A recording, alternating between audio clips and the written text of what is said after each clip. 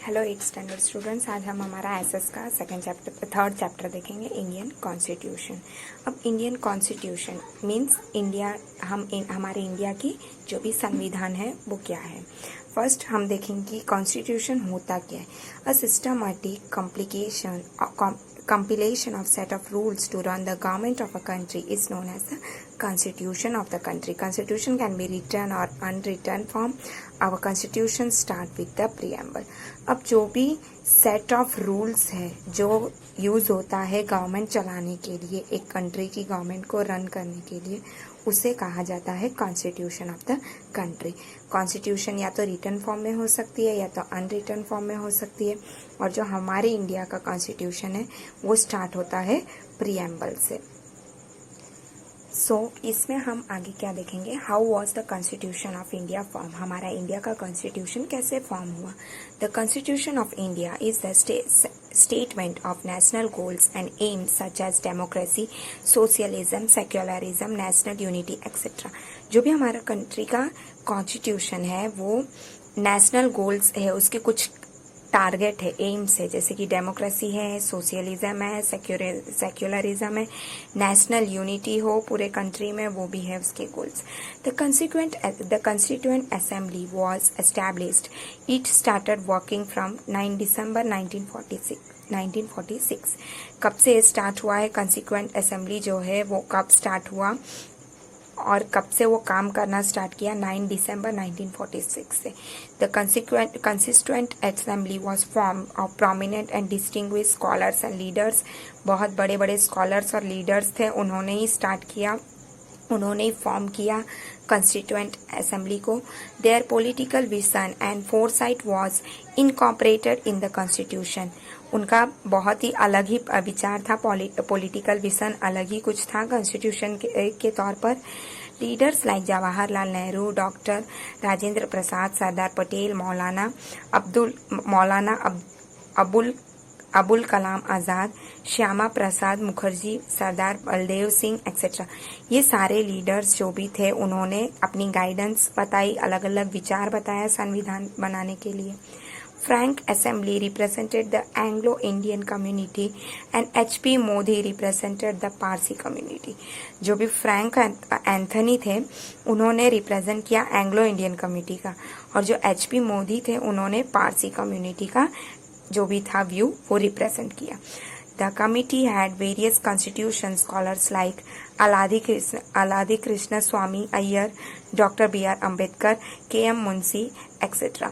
अब इस कमिटी में बहुत सारे कॉन्स्टिट्यूशन स्कॉलर्स भी थे बड़े बड़े, जैसे कि अलादि कृष्ण स्वामी अय्यर और जो डॉक्टर बी आर अम्बेडकर है और जो के.एम. मुंशी थे, ये सारे जो थे वो स्कॉलर्स थे। There were female members like Sarojini Naidu and Vijay Lakshmi Pandit, और कुछ फीमेल लीडर्स भी थे जो मेंबर्स थे। इसमें कौन कौन थे फीमेल्स में, सरोजिनी नायडू एंड विजय लक्ष्मी पंडित।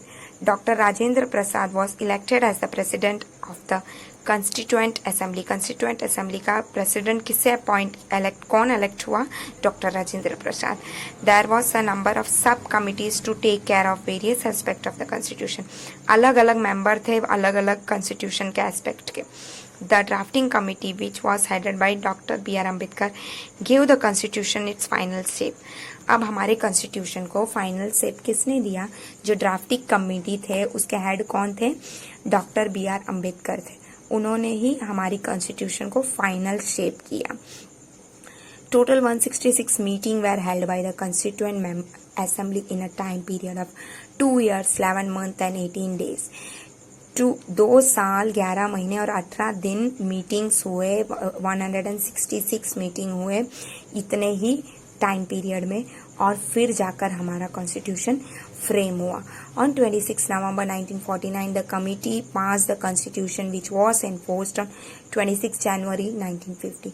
26 नवंबर 1949 को जो कमिटी था उसने पूरा कॉन्स्टिट्यूशन बनाकर पास किया, पर एनफोर्स्ड कब से ये लागू हुआ, 26 जनवरी 1950 से ये हमारे देश में एनफोर्स्ड हुआ। यहाँ पे कुछ जिन्होंने पूरे हमारे कॉन्स्टिट्यूशन हमारे देश के संविधान बनाए हैं उन सबके पिक्चर्स दिए हैं, हम इससे भी हमें पता चल सकता है कि किसका किसका हाथ था हमारे कॉन्स्टिट्यूशन फ्रेमिंग में। अब कॉन्स्टिट्यूशन बन गया, पर why do we need a constitution? हमें कॉन्स्टिट्यूशन की क्या जरूरत है? What if there no constitution? अगर वहाँ कहीं कॉन्स्टिट्यूशन नहीं होगा तो क्या होगा?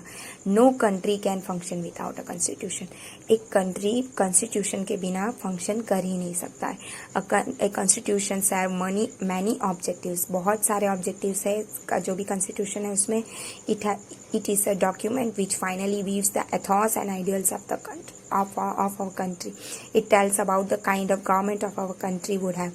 जो कॉन्स्टिट्यूशन है उसके बहुत ऑब्जेक्टिव्स है, और ये कॉन्स्टिट्यूशन ही एक ऐसा डॉक्यूमेंट है जो हमारे जो भी इंडिया कंट्री है हमारे, उसके आइडियल्स जो भी है उससे एक परफेक्ट शेप देता है, और हमें हमारे कंट्री में कौन से काइंड ऑफ गवर्नमेंट है उसके बारे में बताता है।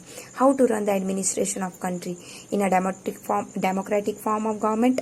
We elect our leaders so that they can run the administration on our behalf. अब कैसे एडमिनिस्ट्रेशन चलाना है कंट्री में, जैसे कि डेमोक्रेटिक फॉर्म ऑफ गवर्नमेंट जो हमारे इंडिया में है कि हम ही हमारे लीडर्स को इलेक्ट करते हैं, चुनकर चुनाव में चुनते हैं, ताकि फिर आगे जाकर वो लोग हमारे लिए हमारी एडमिनिस्ट्रेशन करे कंट्री को।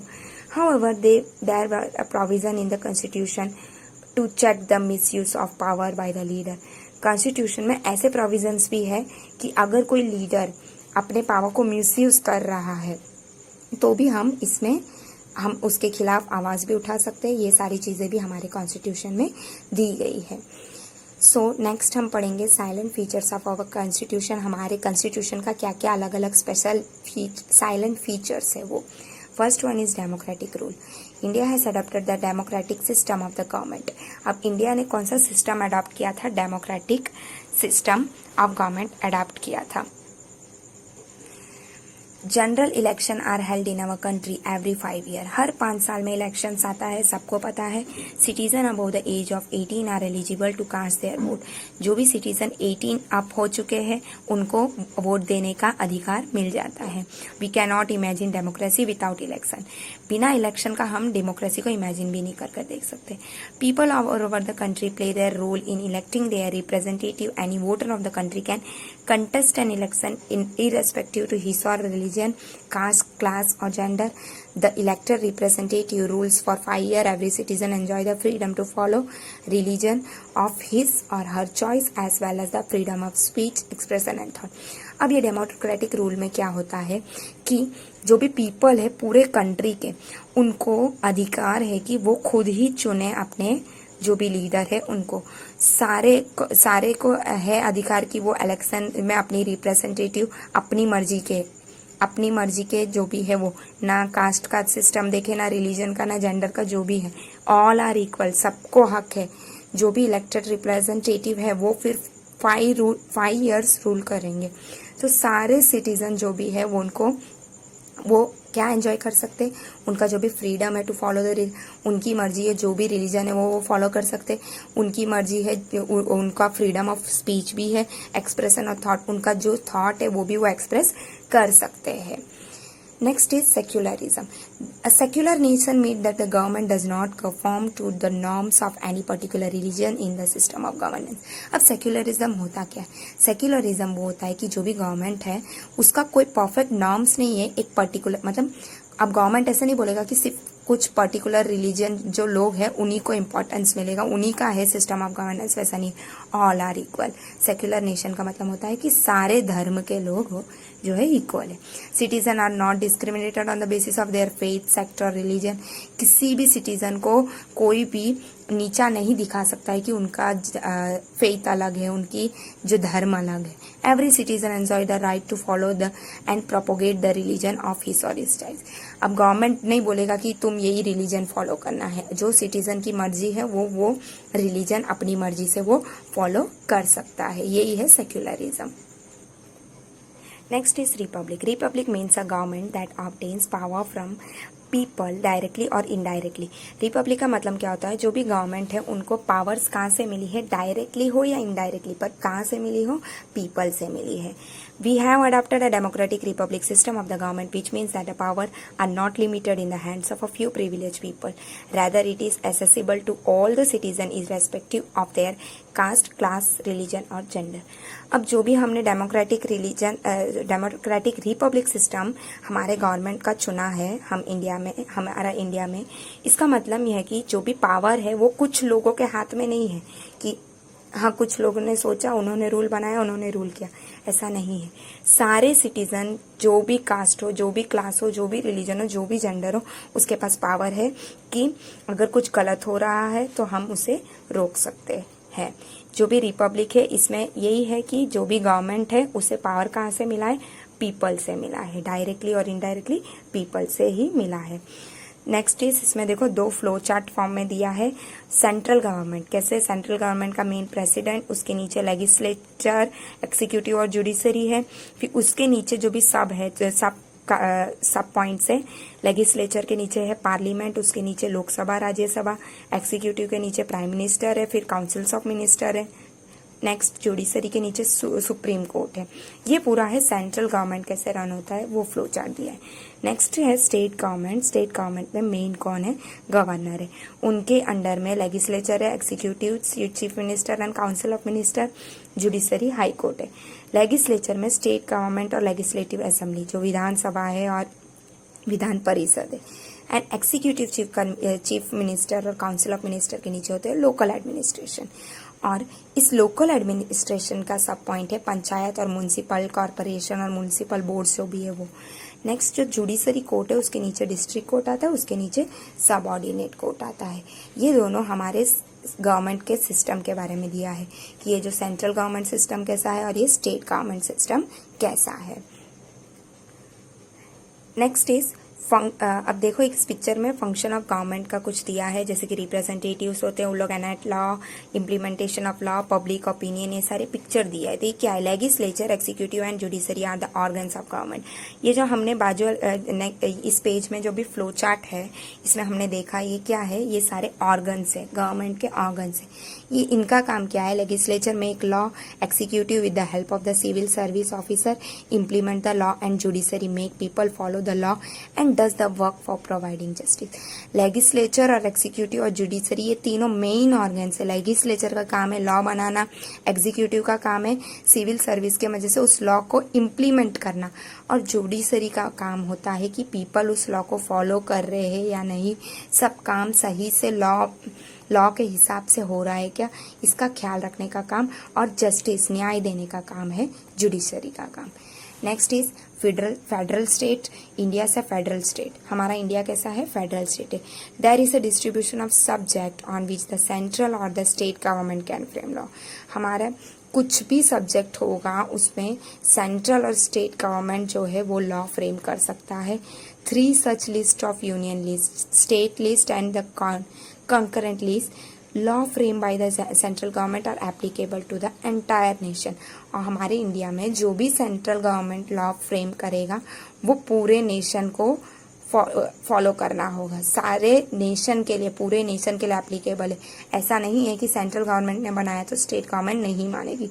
सेंट्रल गवर्नमेंट ने बनाया तो पूरे नेशन को उस लॉ को फॉलो करना होगा।